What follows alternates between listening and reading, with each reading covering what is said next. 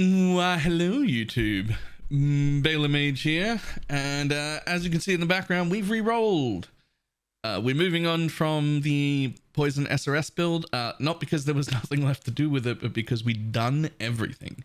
It did all the Ubers and the 100% Delirious content and all the mapping and speed mapping and Sanctum runs and absolutely everything. So it was time to move on. There will still be an FAQ coming for that one real soon. The document's pretty much finished. That'll probably be the next video that comes out. But you might be wondering, what do I do now? What do I do now? I've been playing Poison SRS for ages, and now I want to try something else, but it's really, really strong. What do I do? The answer, as far as I'm concerned, Poison Spark. We're not moving off the Poison train, but we are moving off the SRS train into Spark. Spark is amazing. The new Nimbus ring, essentially doubling the duration, also doubles the damage because of how Spark works. So this video, not necessarily a build guide, because I was very poor when putting this together. And when I say very poor, I only mean liquid poor. I still had very, very expensive items already. I already had a Mage Blood, I already had a perfect rolled Ashes, and I had already purchased a Nimbus ring. So I had like the key points of the build already sorted out, but very, very little raw divines to work with afterwards. So we've kind of put together a scuffed version for now until some more of my SRS stuff sells, and then we're going to upgrade it into like a proper build. So as you can see in the background, what we're getting, absolutely fantastic clear. The Occultist pops, absolutely fantastic. Our boss damage is still obscene. I have never played a Poison Spark build before, so I actually don't know how to deal with setting up the path of building yet. Again, this is not a full build guide. This is my first experiment into this. There's a few guides already around. I've looked at most of them. We're just running with what I've got. When I understand the build a little further, might put my own spins on it. We'll see. But for now, this is what we're playing, and I will jump in game and show everyone the kind of setups that we've got, and also what corners we were able to cut. All right. So here we are in game. You can see this is a very expensive build. We've got the Mage Blood, the Nimbus, and the Ashes, and a Spark Enchanted Devouring Dim. So between all of those items, very, very expensive build. Very, very expensive. However, we did make a little bit more money yesterday, and we've got plenty more to sell in here. There's quite a few quite expensive items left over from my SRS build that'll go. So there will be massive upgrades to it. So the important part here is I had plenty of the very expensive items, and then the rest of the build was just scuffed together. So how to get away with scuffing it together? One, we're using our old Mage Bane relic to help with suppression cap. Between the Mage Bane, the 14 suppress on my boots rather, and the 1 suppression wheel, we got suppress cap. So that was cool. We do only have 3.4k life and 1.9k mana. But, well, energy shield, but we're Mom as well, so that's a pretty decent effective health. We're running Onslaught, Jade, Quartz, and Bismuth. We're actually getting all of our resistances from the belt, pretty much. We have a 40% resist roll on the Jade Flask, and then we're also running a Bismuth. The idea of this character was I wanted to absolutely blast maps and be able to take every altar and not worry about dying, which meant I wanted to be massively overcapped on my res so I could take all the minus res altars in the world and still be capped. And so we did that, and all of it's coming from the Mage Blood. Absolutely, I do not have a budget version of this yet. Again, I am still experimenting with this build and figuring it all out.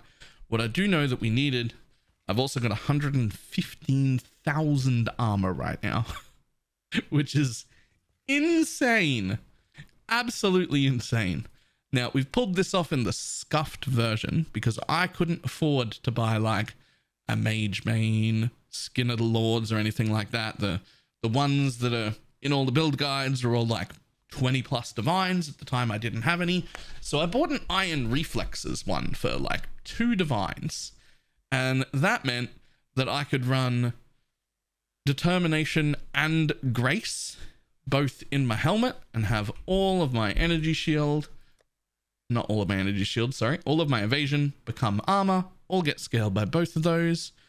We are running a jade flask instead of an armor flask, but we have percent armor and percent evasion, both scaling into that.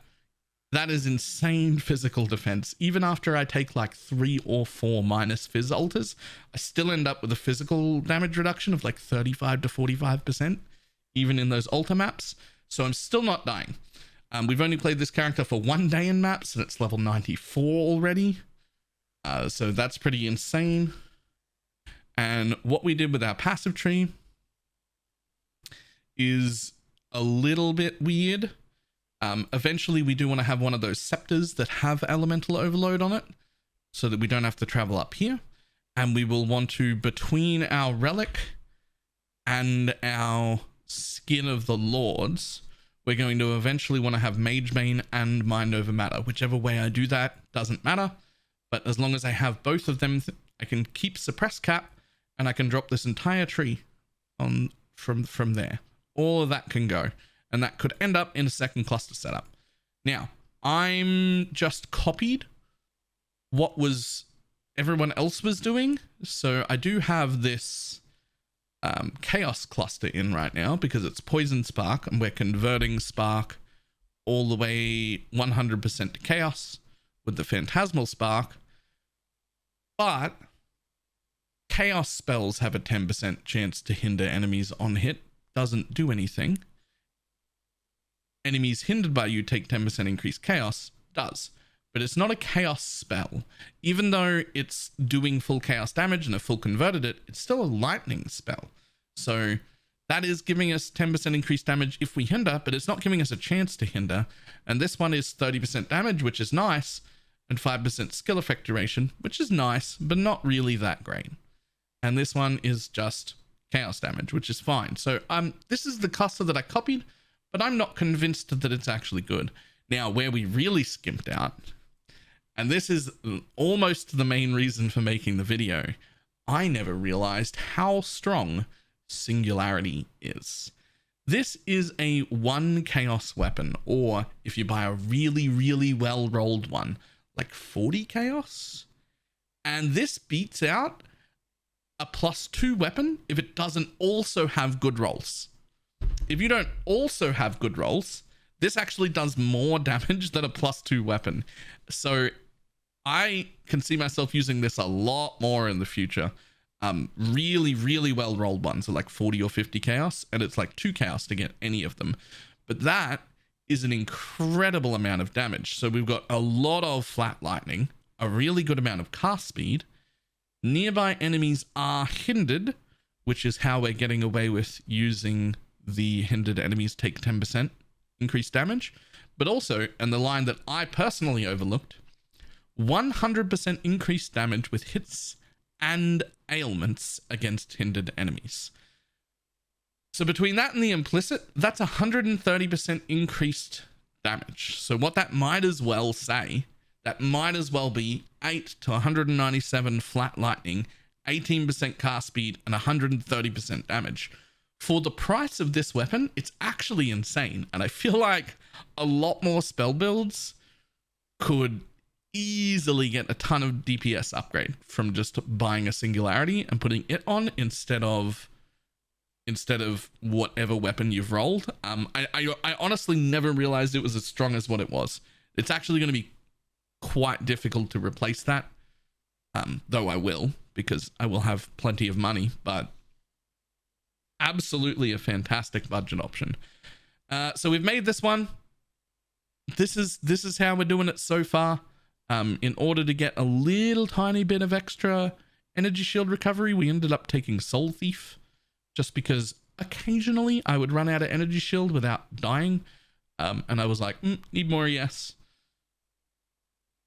But other than that, it's pretty standard for Poison Spark. I do have to say, if you've made a ton of money playing SRS and you want to, you're looking for a new, much faster, much blastier build, this is probably in. However, I don't think I would do any of the budget versions of this. I think if your budget is below having a Mage Blood in your build, you're probably just better off playing a Spark Inquisitor, who can also be very, very strong, but you can start that on way less of a budget. Way less of a budget, you can do Spark Inquisitor. This is much stronger in the end game, but we're looking at like Mage Blood plus 50 to 80 Divines minimum. Like Mage Blood already plus 50 to 80 Divines minimum before I would consider this poison version better than the Inquisitor normal version. So right, that was just an update. There's gonna be more updates when I really figure out what's going on with this build. I strongly suspect that this cluster is gonna get replaced because I just don't see it.